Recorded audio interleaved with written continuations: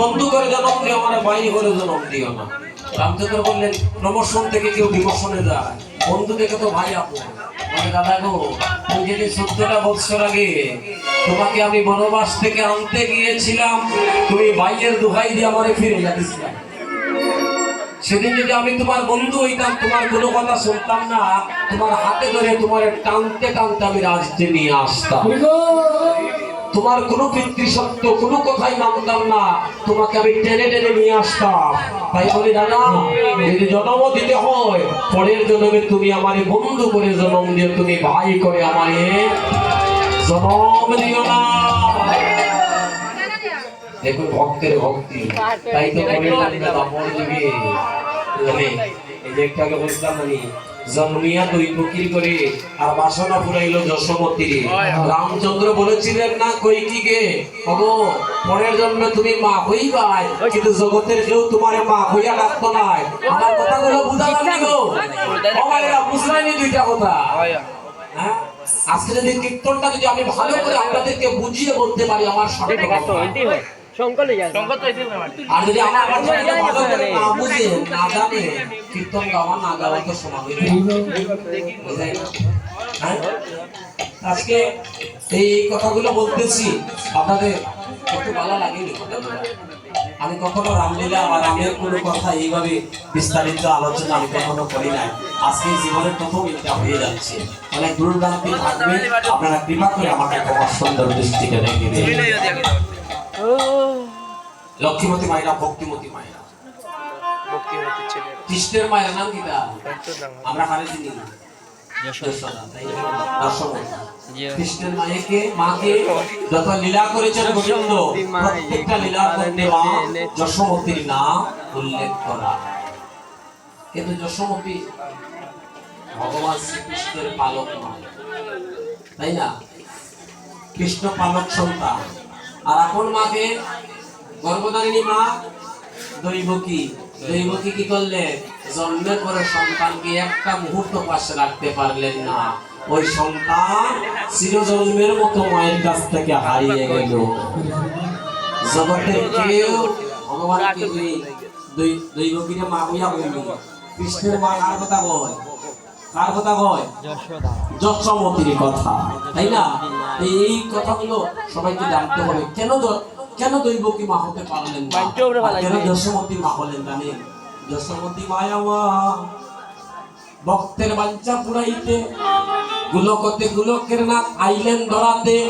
সহজে কেউ পারে না তারে পাইতে হয় রে কাঁদিতে।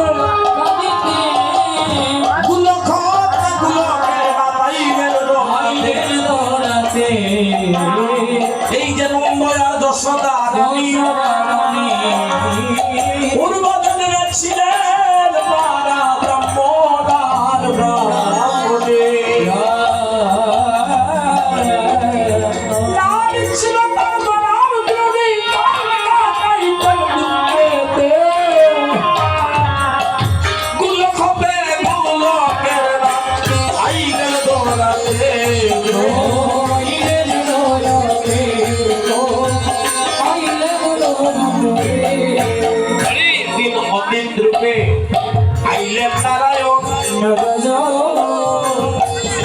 ব্রাহ্মণীকে বলেন শীঘ্র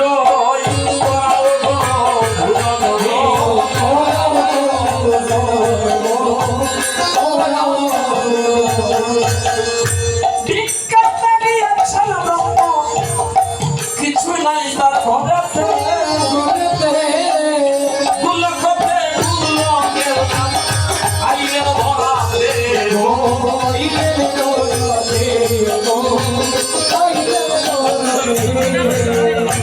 এদিকে ব্রাহ্মণ যুগে কিছুই নাই, শাস্ত্রে বলেছে হ্যাঁ অতিথি বিমুখ হলে, আপনাদের বাড়িতে যদি কারো বাড়িতে অতিথি আসে, আহারে এই বাড়ির ভক্তিটা আজকে আমি অভিভূত।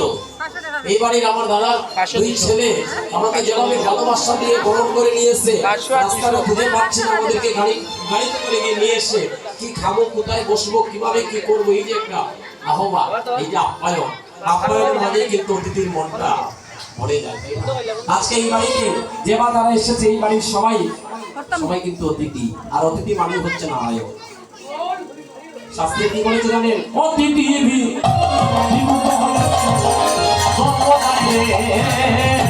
সকলে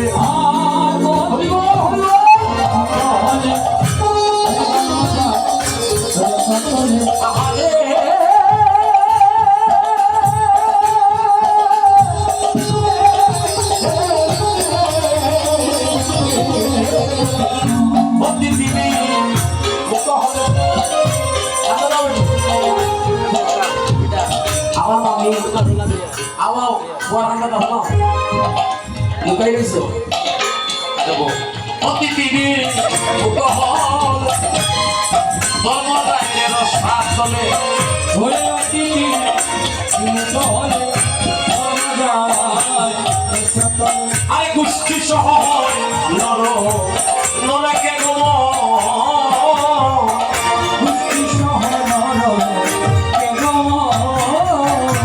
অতিথি বিমুখ হলে ধর্ম যায় রসাত বলে, গোষ্ঠী সহ হয় নরকে গমন। এই বাড়িতে যদি কারো কুকুরও একটা আসে তারাইয়া দিও না মামাইরা, বাড়িতে যদি কুকুর আসে তাহলে তারাইয়া দিও না, তাহলে মারিও না। কিছু খেতে দিতে না পারো তার ভাবে যেন সে চলে যায়। আর যদি একটা কুকুরকে যদি সেবা দিতে পারো, কুকুর কোনোদিন তোমাকে ভুলবে না। একদিনের সেবা দেওয়ার কারণে সে সারাটা জীবন তোমার আপন হয়ে যাবে। কুকুর এমন একটা বিষয়বস্তু জানেন, তাই বলে ভক্তগণ সাধুগুরু বৈষ্ণব বলল, এদিকে ডাল চাল তো কিছুই করে নাই। ব্রাহ্মণী গেলেন নদী ভাইয়ের কাছে, যে বলল নদী ভাই আমাকে এক পোস্টি ডাল চাল অর্পণ করো, হ্যাঁ আমাকে এক পোস্টি ডাল চাল অর্পণ করো। আমার ব্রাহ্মণী গিয়েছে ভিক্ষাতে, আসার পথে সমস্ত ঋণ শোধ করে দেবে তোমার।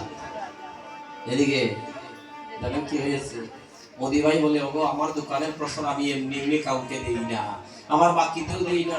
দেখতে পারতেছি তোমার বক্ষের মধ্যে যুগল স্তন, তোমার বাম স্তনটা কেটে যদি আমাকে বান্দা দিতে পারো তাহলে আমি তোমাকে ডাল চাল দেবো না দেবো।